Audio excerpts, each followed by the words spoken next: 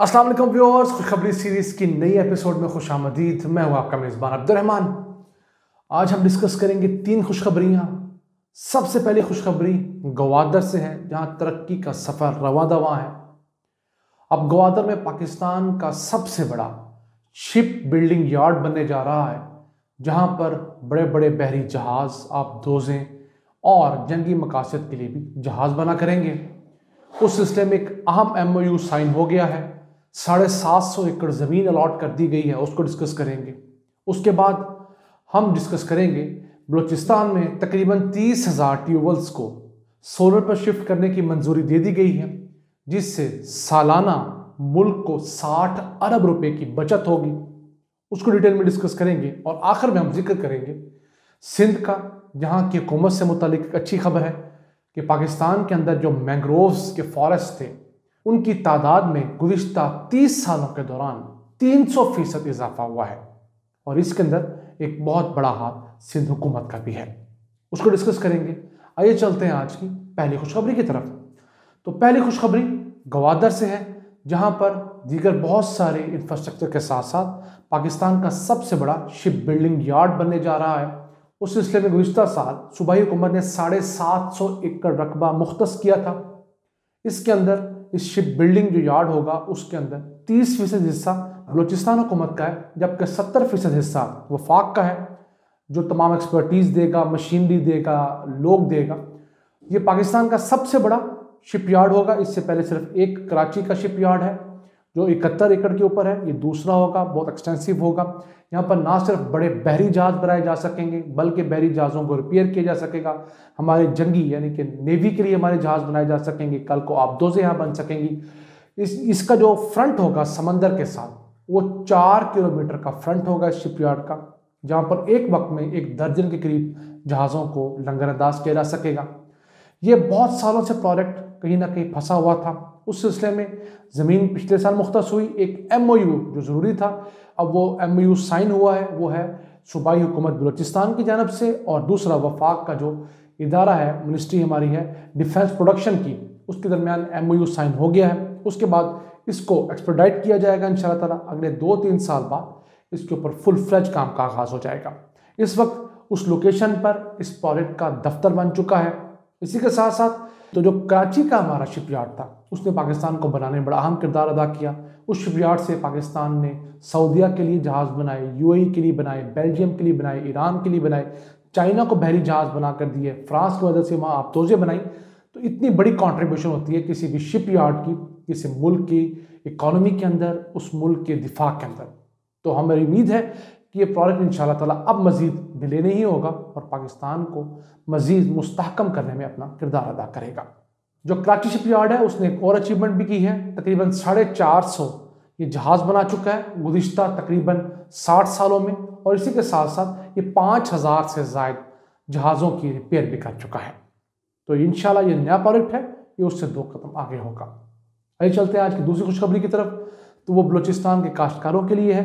बलूचिस्तान में तकरीबन 30,000 ट्यूबवेल ऐसे हैं जो इलेक्ट्रिक सप्लाई पर चलते हैं, लेकिन वहाँ पर बिजली की चोरी 96% तक है।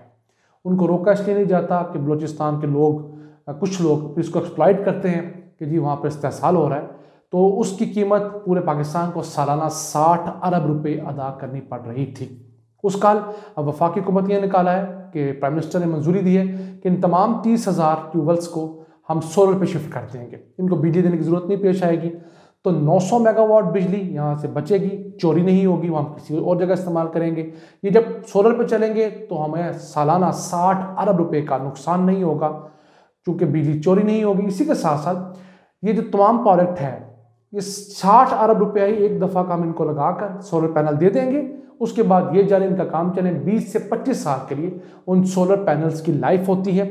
और इंसान की जो एक नॉर्मल जो लाइफ, वर्केबल लाइफ तो कंसिडर की जाती है, वो 30-35 साल कंसिडर की जाती है। तो इस सिलसिले में ये बहुत बड़ी अच्छी डेवलपमेंट होने जा रही है। पाकिस्तान को हर साल इंशाल्लाह इस इकदाम से 60 अरब रुपए का फ़ायदा होगा, और ये काम अगले 1 से 1.5 साल में कंप्लीट कर लिया जाएगा। और आखिर में चलते हैं सिंध, जहाँ पर सिंध सरकार की जानब से जो इकदाम किए गए थे, जो हमारे मैंग्रोव्स के फॉरेस्ट है यानी तीमर के जंगलात जो हैं, उसके मुतालिक स्टडी आई है। गुज़िश्ता 30 सालों के दौरान पाकिस्तान में इनकी तादाद में 300% इजाफा हुआ है, यानी कि हर दिहाई में हम 100% इजाफा करने में कामयाब हुए हैं।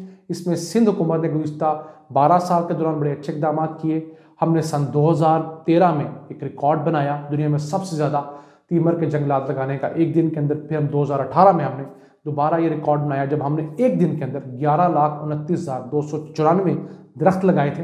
अब सन 2021 के अंदर इन जंगलात का जो रकबा है वो 1463 मुरब्बा किलोमीटर के ऊपर फैल चुका है, जबकि अगर हम बात करें सन 1990-91 की, उस वक्त ये सिर्फ 477 मुरब्बा किलोमीटर तक रह गए थे।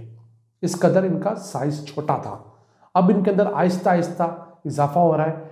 अब जो हमारे वजीर बराए माहौलियाती तब्दीली हैं मलिक अमीन असलम साहब, उन्होंने भी ऐलान किया है कि जो 10 बिलियन ट्री सोनामी का प्रोजेक्ट है हुकूमत का, उसके तहत 1 अरब दरख्त जो हैं वो तीमर के लगाए जाएंगे इन मैंग्रोव्स के, ताकि पाकिस्तान के जो साहिल इलाके हैं वो किसी भी सूरत में साइक्लोन से, सुनामी से उनको बचाया जा सके।